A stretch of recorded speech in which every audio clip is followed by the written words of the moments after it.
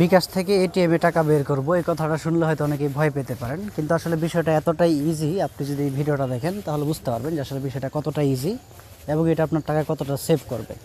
তো এই ভিডিওতে আপনাদেরকে দেখাবো যে কীভাবে একবারে ইজি ওয়েতে আপনি বিকাশের টাকা এটিএম থেকে সরাসরি বের করতে পারবেন।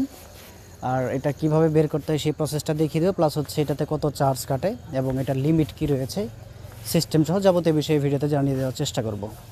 ক্যাশ আউট নামে অপশন দেখতে পাচ্ছেন, আপনি এটাতে ক্লিক করে দেবেন। তো আমি এটাতে ক্লিক করে দিচ্ছি। তো এখানে লেখা আছে এজেন্ট, এখানে লেখা আছে এটিএম। আপনি এটিএম অপশনটাতে ক্লিক করে দেবেন, যেটা আমরা এটিএম থেকে বের করব।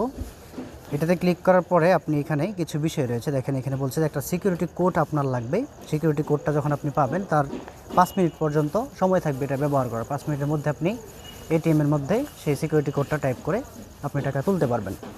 তো এখন আপনি সিকিউরিটি কোড খুব সহজেই নিয়ে নিতে পারবেন। সিকিউরিটি কোড নেওয়ার জন্য জাস্ট আপনাকে যে এইখানে দেখতে পাচ্ছেন যে পিন নাম্বার দিন, এখানে তো অলরেডি টাইপ করাই রয়েছে। আপনি জাস্ট এখান থেকে কিপ্যাড ডায়াল করে আপনার যে পিন নাম্বারটি রয়েছে সেটি দিবেন। তো তার আগে একটা বিষয় আমি বলে রাখি, সেটা হচ্ছে আপনি এখানে ক্লিক করে আপনি এখান থেকে নিয়মগুলো দেখতে পাবেন যে এই ধাপগুলো কী কী রয়েছে টাকা বের করে, এটা আপনি পড়ে নেবেন। এটা না পড়লে হবে, যেহেতু আমি বলে দিচ্ছি। ব্যাকে চলে যাচ্ছি। তারপর এখান থেকে আপনি দেখতে পাবেন যে কোন কোন ব্যাংকের এটিএম থেকে আপনি এই বিকাশের টাকা তুলতে পারবেন। এখানে আপনি ক্লিক করে দেবেন। এই যে দেখতে পাচ্ছেন ব্যাঙ্কগুলোর লিস্ট, এই ব্যাঙ্কগুলোর এটিএম যেখানে রয়েছে আপনি সেই ব্যাংকের এটিএমের মধ্যে গিয়ে কিন্তু আপনি বিকাশ থেকে টাকাটা বের করতে পারবেন। তো সেটা কিভাবে, ব্যাংকে গিয়ে আপনি কী করবেন, এটিএম বুথের ভিতরে গিয়ে কী করবেন সেটাও বলে দেব। তো আপনি এখান থেকে ক্লিক করে আপনি পিনটি দিয়ে দেবেন। আমি পিনটি দিয়ে আপনাদেরকে দেখিয়ে দিচ্ছি। তো পিনটি দেওয়ার পর এখানে অ্যারো অপশনে ক্লিক করে দেবেন, তারপরে ট্যাপ করে ধরে রাখবেন। তো ট্যাপ করে ধরে রাখার পরে আমি এখান থেকে হোমে ফিরেছি। দেখেন 5 মিনিট মেয়াদ থাকবে, আমাকে একটা কোড দিবে, ওটিপি। এই দেখেন, এই যে আমাকে একটা কোড দেওয়া হয়েছে।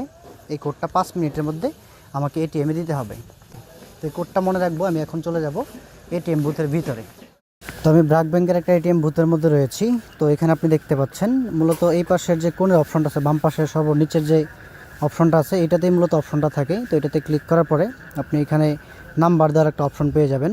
এখানে আপনার যে নাম্বারটি রয়েছে, যে নাম্বার থেকে টাকা বের করবেন, সেই নাম্বারটি এখানে টাইপ করে দেবেন। তারপরে কনফার্ম করেন, এখানে এই পাশে অপশন দেখতে পাচ্ছেন, কনফার্মটা করে দেবেন। কনফার্ম করে দেওয়ার পর আপনি অ্যামাউন্ট দিবেন যে কত টাকা বের করতে চাচ্ছেন। তো সেটা আপনি দেখে নেবেন ভালো করে। মিনিমাম 3000 টাকা বের করতে পারবেন, আমি লিমিটটা বলে দিলাম।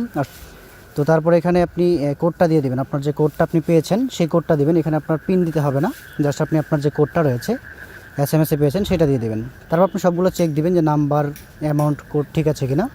ঠিক থাকলে আপনি এখানে কনফার্ম অপশনে ক্লিক করে দেবেন। কনফার্ম অপশনে ক্লিক করা হলে আপনার টাকা বের হওয়া শুরু হয়ে যাবে। আর এখানে প্রতি হাজার আপনার 14 টাকা 90 পয়সা করে চার্জ কাটবে যে কোনো ব্যাংকের এটিএম থেকে। আর লিমিট হচ্ছে, আপনি যদি ব্র্যাক ব্যাংকের এটিএম থেকে বের করেন, আপনি একটা ট্রানজ্যাকশনে সর্বনিম্ন 3000 টাকা বের করতে পারবেন এবং সর্বোচ্চ 20,000 টাকা বের করতে পারবেন। অন্য ব্যাংকের এটিএম থেকে বের করলে আপনি সর্বনিম্ন 3000 টাকা বের করতে পারবেন, সর্বোচ্চ একটা ট্রানজ্যাকশন আপনি 10,000 টাকা বের করতে পারবেন এবং একদিনে সর্বোচ্চ আপনি 25,000 টাকা বের করতে পারবেন। এটা ব্র্যাক ব্যাংক হোক আর অন্য ব্যাংকের এটিএম হোক। এবং আপনি এক মাসে সর্বোচ্চ 1,50,000 টাকা কিন্তু এভাবে বের করতে পারবেন। তো এই ছিল ভিডিও, ভালো থাকবেন, আল্লাহ হাফেজ।